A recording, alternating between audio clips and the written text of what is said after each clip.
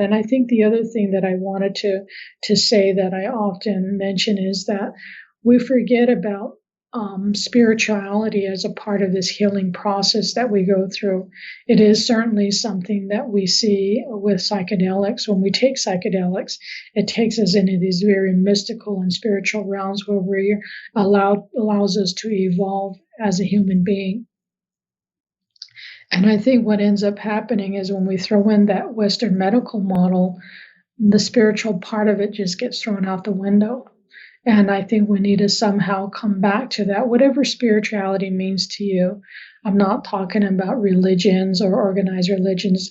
Spirituality may be something as simple as spending the weekend or a day out in nature, reconnecting to ourselves. And I think that's one of the things that's really key to all of this as well.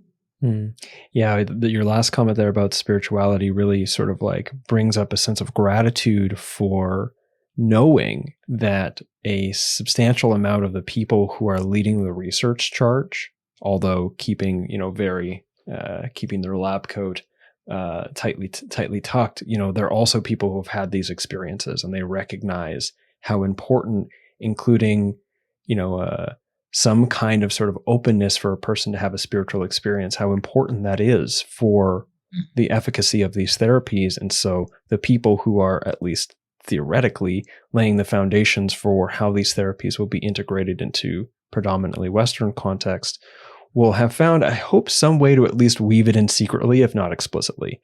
Because I know that some of the larger centers, like Synthesis, for example, they very specifically try to find a way in recognizing like, oh, it's really important for us to understand these are spiritual experiences, and everybody's coming with a different kind of spiritual thing. And so I think Dan